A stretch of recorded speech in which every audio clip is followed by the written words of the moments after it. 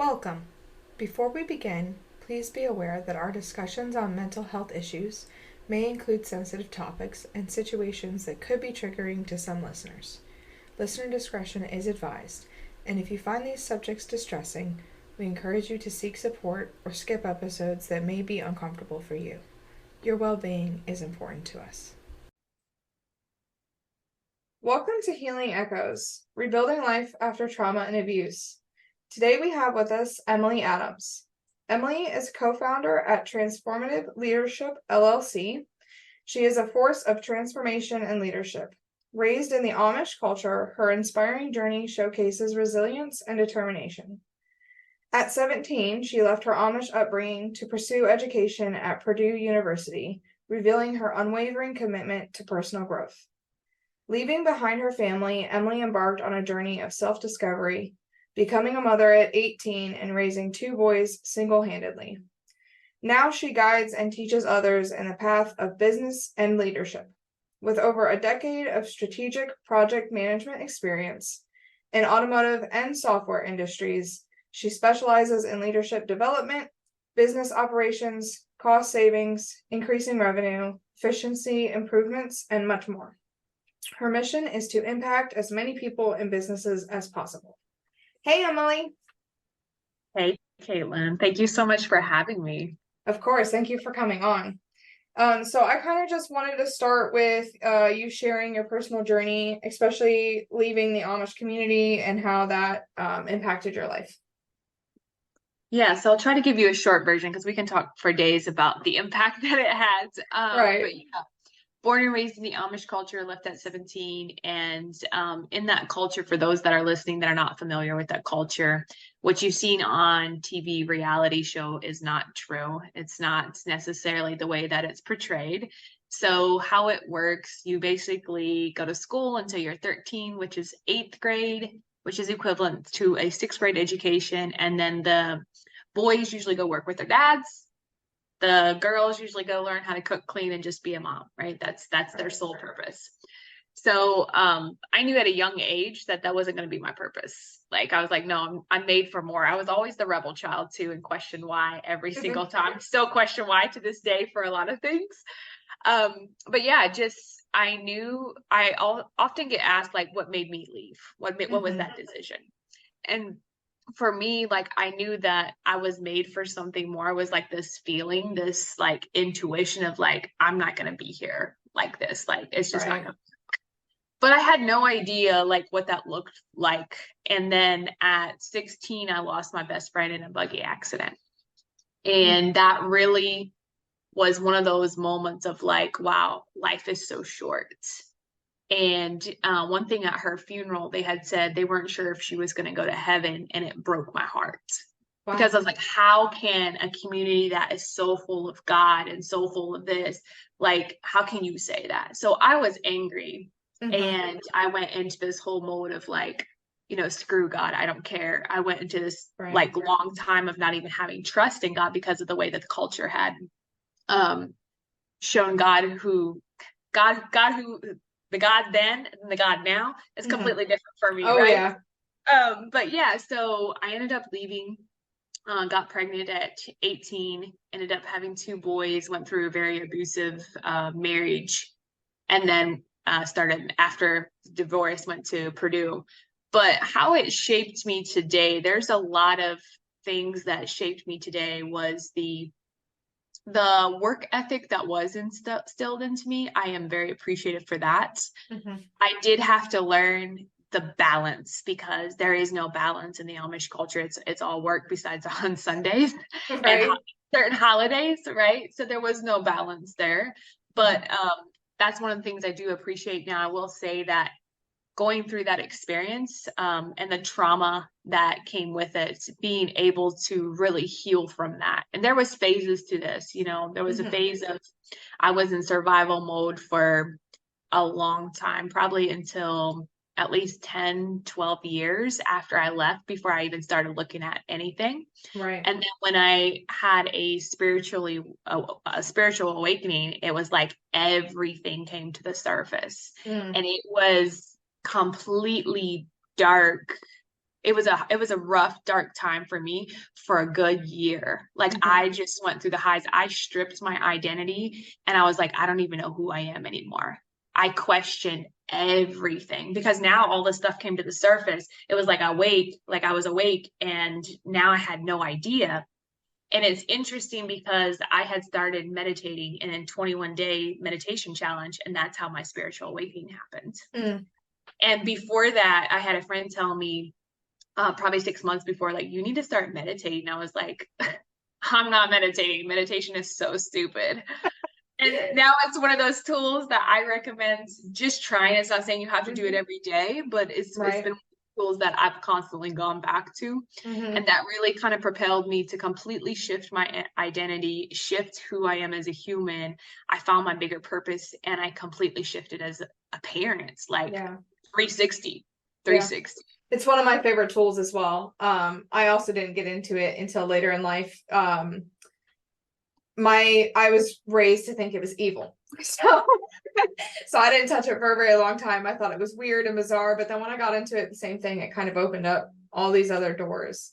So I know you said you became a single mom or a mom at 18. How was that? Did you have any sort of community, especially after leaving the Amish community?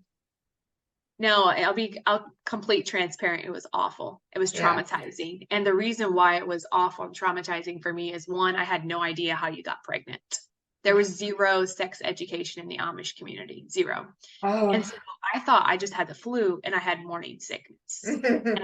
And one of my coworkers actually told me, like, I'm sorry to tell you this, but go get a pregnancy test. And I was terrified. I remember looking at their dad and I was like, how in the world did this happen? Like, how? Yeah. And he was like, what do you mean? And I was like, so you knew how it happens? Like, it was just like this moment of, oh my goodness, there's no way I could be a mom. Like, I had no idea. And then all throughout the pregnancy, because he was very hands-off, again, it was an abusive relationship, very hands-off, you know, going to the doctor appointments alone, doing all the stuff alone. It was very lonely, cried a lot, was sick all 9 months. So you couldn't even tell I was pregnant until I was like 8 months pregnant because I threw up so much. Yeah. So it's very traumatizing. And then, you know, when they're born, it's completely different, but there's still this, there was this longing of what I thought childbirth would look like. You know, and there's still times that there's a grieving phase. And for those that don't have a beautiful experience for childbirth, I understand and I get it when they say there's a grieving phase, because we feel as moms, we were entitled, like we carried this child for 9 months and it can't be a beautiful moment and it's got to be traumatizing. And I was under the impression, like, I don't know if I'm going to live or not, because I wasn't even sure how this was going to work. Right. And my poor doctor had to educate me so much. But it was very traumatizing. And I also think, like, even with my second son, it wasn't quite as traumatizing, but it was exhausting because I was alone in it. Yeah. Yeah, I can imagine. I can relate to the traumatic experience of childbirth and kind of that grieving process. I had traumatic pregnancies and births with both of mine. So it's definitely a process I had to go through, knowing that I didn't have that and probably never would. So motherhood alone is a balance, especially when you're also an entrepreneur. What is it like being a single parent and an entrepreneur? Oh man, that's a great question. So I would say it is one of the most challenging things, but yet one of the most rewarding things ever. And the reason why I share this is I can sit here and tell you all the challenges that I face as a single mom. I can sit here and tell you all of those things. But I would remind those that for the amount of challenges you face, that's the amount of reward you're also going to get. And that's the beauty of it. But as a single mom, you know, it's been my mission to raise leaders. And my boys will tell you, like, yeah, my mom tells me every day, go be a leader. Like whatever leader it looks to you, that's where you lead at. And to be able to see them flourish in such beautiful ways, you know, to be able to have conversations. My take on parenting is like, it's an open conversation. We talk about all things: mental health, race, sex, gender, you name it. We're just going to discuss it because I want to be able to educate and communicate those things with them. So yeah, it's been a challenge. But I would say now that they're teenagers, it's almost one of those things where you don't really have to be hands-on anymore with them, like getting them their food and, because now they're cooking, I'm Yeah, teaching they're them like, independent.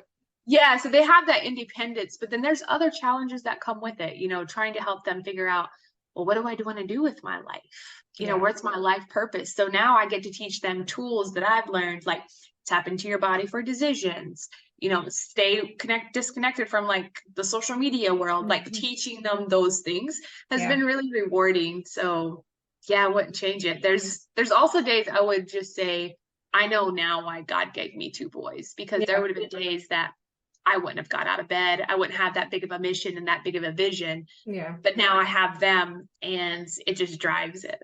Yeah, they gave you that purpose. I love the open communication. It's you really understand that you're guiding them through life. And so you're setting them up for that. Instead of just creating it, you're guiding it. I love that. It's beautiful. So many people create children and then just kind of like toss them out into the world and they don't give them any preparation for it. And that's also the challenge. Once they do that, then that child grows up to be an adult and then has to go through this journey of, oh my goodness, why didn't my parents teach me this? Like I was one of those children, like I was so undereducated. Yeah. And then it was, it's going through that process of, well, my parents did the best that they knew how at the moment. Right. So, but yeah, it's challenging. Has there been any backlash from leaving the community? Yeah, so for the first couple of years, there was no contact, there was no communication. And I left first, and then two of my sisters left, and then I have three brothers that are still there. But it took both of my other two sisters to leave with children, where my parents were finally came to the conclusion of like, okay, you guys can come now visit because we want to see the grandchildren. Right. So that kind of bridged the gap. But now there's like, I've noticed, as we've gone back and kind of tried to build that relationship, it's a lot of education. So I'm having to educate my mom on boundaries, on mom, like that's not appropriate for you to say that. Yeah. Or, just different educations. Like I'm educating my parents. So yeah. But yeah, the first couple of years, it was really rocky. Yeah. And I'm sure it's a challenge in and of itself to kind of have to parent your parents. It is. And then coming to the understanding that they will always choose the culture. So if I go back for a funeral or a wedding or a community event, because I'm in the bond and the shunning phase, I don't sit with my family. I'm not allowed to sit with my Amish family, right? Yeah. Because they enforce that. And knowing that my parents are always going to choose the culture at the end of the day. And they're not going to understand unconditional love the way I know it. Yeah. Yeah, because theirs is all based in their community and their belief system. Yeah. Oof, that's rough. Were there any pivotal moments or decisions that led to your healing journey? Oh, there was a lot of pivotal moments throughout my life. So when I first left, I was super in survival mode. Like looking back now, I was in survival. I wasn't in fight or flight, and that survival mode drove me. It drove me. And then after my first divorce, there was some healing. Like there was a little bit of healing, but then I just kind of continued down the path of survival. I worked full-time, was a single mom, and went to school full-time and graduated in 4 years with a bachelor's degree because that's how I coped. Yeah. So then in the meanwhile, the other healing piece, I started powerlifting. So I started working out, powerlifted competitively. And that was healing for me because that was the first time I really felt community. It didn't matter how you showed up. It didn't matter who you were. It didn't matter what you lifted. You were just there to have a good time. And everybody was hyping you up. It was community. It was family. That was really healing for me. And then after I went through my second divorce, that really hit me hard. And a couple months after that, I went through a spiritual awakening, which was like just massive healing. But even after my spiritual awakening, and for those that are going through the spiritual awakening, not enough people talk about how dark that time is. And it's challenging. And make sure you reach out and get resources because that was probably one of the most challenging times of my life. Right. So after that, through that phase, there was a lot of healing, and then there was another phase when I did ayahuasca. That was a huge pivotal moment. That was almost like a roller coaster of 6 months of Right. healing. And now I feel like after that, there's just been kind of little moments in life that where opportunities have come up for me to look at my patterns, for me to see, to be able to heal. For example, I'll just tell you full transparency, like a couple of weeks ago, I had one of my really, really close friends not communicate anymore with me. Mm. And I felt so abandoned. And I was like, why? Like, why do I feel so abandoned? Because I believe like everything works out for my highest good, right? Right. And I just felt so alone. And then I noticed in another relationship, I was feeling the same thing. And when I sat with that, I realized I was feeling it because I was still abandoning some of the parts of myself. Mm-hmm. And I was like, oh snap, we just healed another level. Yeah. But it's just like the awareness, and that's one of the things I often pray for is God develop my character and my awareness to go with that, because as long as your awareness is increasing, you can see patterns, not to judge, but to heal those aspects. And Mm-hmm. there's a balance. Like, I'm also going to be very fully transparent. Like, there's a balance because I will go all in nothing and I'll be like healing for like a couple months straight. And I'm like, okay, I'm burnt out. Like, Yeah. I need a tap out. We're done. Yeah. So No more, please. yeah, there's a fine line. You Yeah, have to know those balances. And if you want to heal and grow quickly, that's great, but be ready for the highs and the lows to come with it. definitely. And that sense of community, even though you left the Amish community, I think I agree in what you're kind of saying is that finding a new community that's actually beneficial to you is very important. And that's one of the things that I'm super grateful since moving to Florida is finding that community. I felt like it was so easy for me to, when I moved here and I started putting myself out there and finding people, and all of a sudden I have an amazing, incredible community here in Mm-hmm. St. Pete. Yeah. Like it's just really beautiful to be able to see that. I do have a lot of like people that are not close by that I still consider, my community, Right. but community is key. Yeah, it's very important. I know we've talked recently about how I finally found mine, and it makes a huge difference. I never realized, I always, was internalized. And so I was like, oh, I'll make it through on my own. But since finding it, it's a whole nother step. Requires vulnerability though. That's not always Yes. comfortable. Yes. So, just kind of to sum it all up, what are some words of advice for anyone going through anything, a healing journey, maybe losing a community or leaving a community? What words of advice would you give them?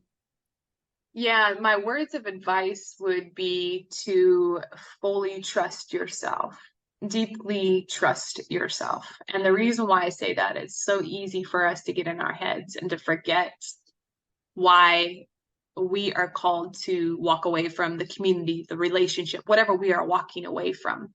Mhm. To deeply trust your inner knowing and know that even though you can't see the whole staircase, you can see the next step, and that's all that matters. And at the end of the day, even if you make the decision that looks like, well, I may have made a wrong decision, it's never a wrong decision. It's Mhm. just learning. Like it's just learning and growing. But deeply tap into your inner trust yourself, block out noise. I got really, really good at blocking out noise, and it's still one of my strengths, but it can be a weakness because I can block out stuff that I should not be blocking out at times. But block out noise and then find people that can support you. Now, with this, I do understand, just coming from my background, not all spaces will feel safe. And listen to yourself. If the space doesn't feel safe, don't allow it to be safe. Like, don't put yourself like, oh, I have to be safe in here. You'll find spaces that feel safe for you. Oh yeah, absolutely. I know we've talked about that before. Yeah. It's a Energy huge doesn't thing. lie. Energy No, it doesn't. doesn't. No, it does not. I've learned that one the hard way. Yes. I appreciate you so much. Thank you for coming on and being vulnerable and sharing your story with us. You're welcome anytime.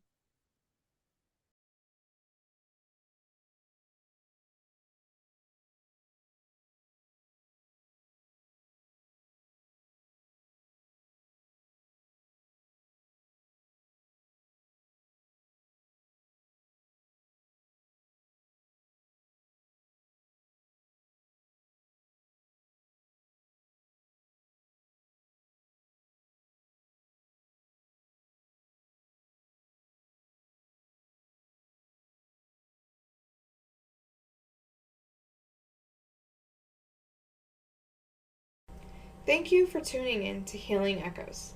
I hope you found our discussions both insightful and inspiring. Please consider supporting us by subscribing and/or leaving a review. Remember that your journey to recovery is a personal echo, unique to you, and filled with the power of transformation. Stay tuned for more episodes, and until then, keep healing, keep growing, and keep sharing your own healing echoes with the world. This is Caitlin, signing off.